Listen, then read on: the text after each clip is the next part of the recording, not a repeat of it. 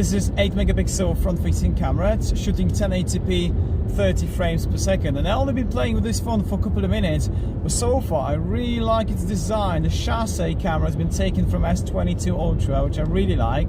Yes, it's plastic, but remember guys, this is a budget phone, so I am pretty impressed so far. But let's take some selfies now.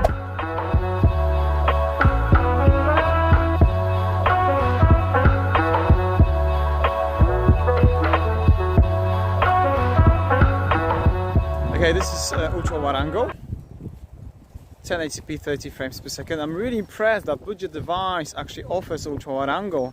I was testing Xiaomi 11 and there was only one sensor there, but here you got ultra wide angle main sensor and you can zoom in ×2. Brilliant. Okay, so this is the main sensor. Yeah, stabilization is pretty bad. Again, there's no optical image stabilization. This phone cost £129 today on Amazon. There's a special offer. I think for this money, I think it's a brilliant budget device.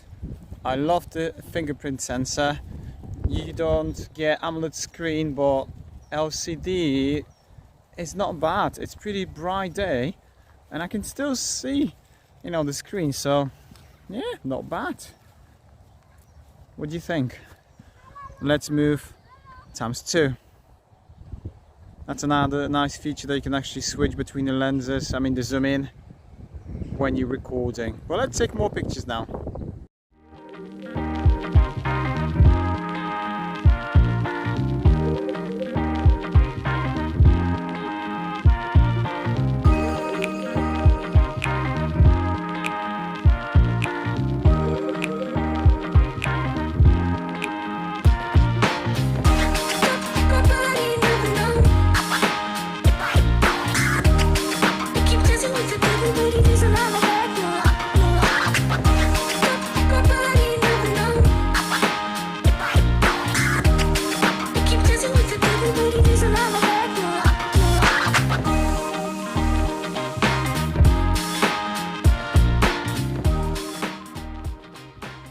Right guys, so this is ×10 maximum zoom capability, and to be honest, it's not bad. Let's zoom all the way down. Great, because you can actually do it during recording. ×4, 2, 1. You cannot go to ultra wide angle, you have to stop and then switch to ultra wide angle. I mean, check this out. Look at the bokeh. You don't need portrait video mode in order to get this. This is actually Samsung Galaxy A13. Pretty amazing. I'm hoping they're gonna get some latest software updates, and maybe there will be like 1080p 60 frames per second for slow-mo. Very nice. Okay, let me check on AutoFocus. This is ultra wide angle.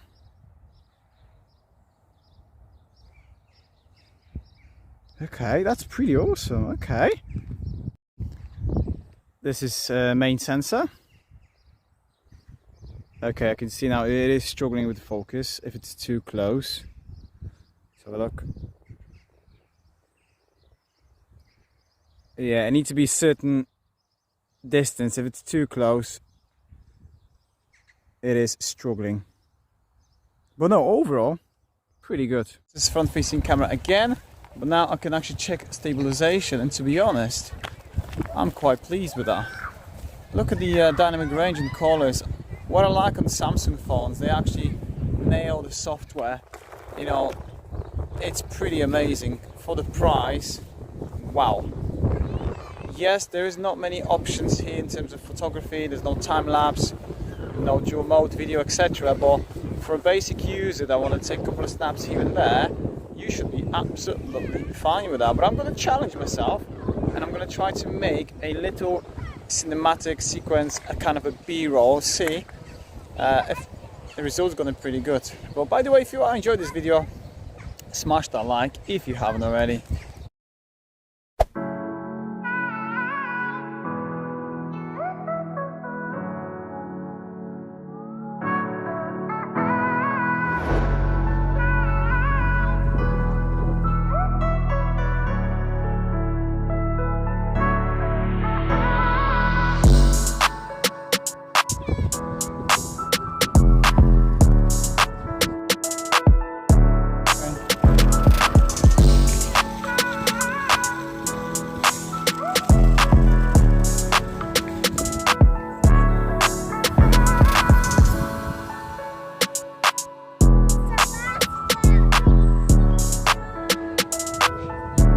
keys.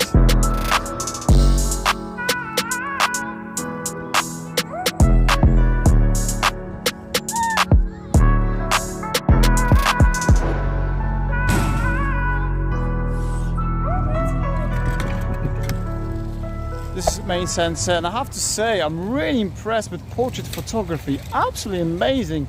Shame there's no slow motion, as I said, no time lapse, but there is a pro video mode, no night mode.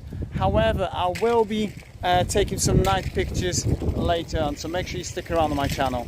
This is front facing camera, and it's pretty bright because of the light, but the quality seems to be doing pretty good job. Okay. Not bad. And this is the quality. Look at the colors. That's pretty nice. Okay. Guys, what do you think so far? I have to say, this is one of my favorite devices. Budget devices. £129.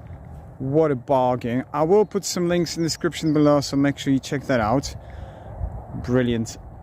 And ×2, a bit grainy. Right, there is no dedicated night mode, but there is a pro video mode, so I'm going to take advantage of that for long exposure photography. Let's go. Sadly, there is no option to change the shutter speeds for longer exposure, so all the options here is ISO, 800 is the maximum, 100 is the lowest, white balance, and exposure darker or brighter, and that's about it. But never mind, I'm going to try my best to take a couple of snaps.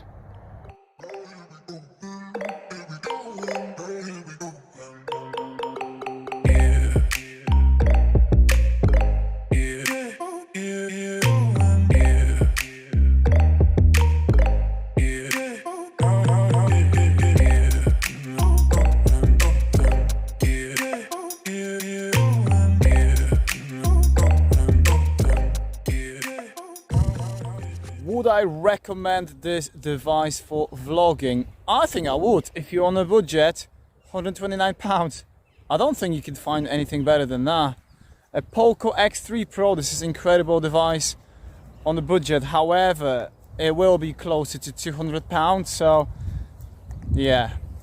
But so far so good. Just to remind you guys, this battery on the phone will last about 2 days. Also, you got headphone jack. Not to even mention it's Oxygen 850, which is not very powerful. However, I've tried to play Asphalt Night on it. It took me 11 minutes to actually download 2 GB of game on my Play Store. But after downloading, I was actually able to play this game pretty easily without any jitter or anything like this. So, thumb up, Samsung. Very impressed. What do you think? Please let me know your thoughts. Hope you enjoyed this episode. If you would like to see full camera review of Poco X3 Pro, which I think it's even better, but again it's more expensive, go and click up here. Thanks for watching, and I'll catch you next one. Cheers.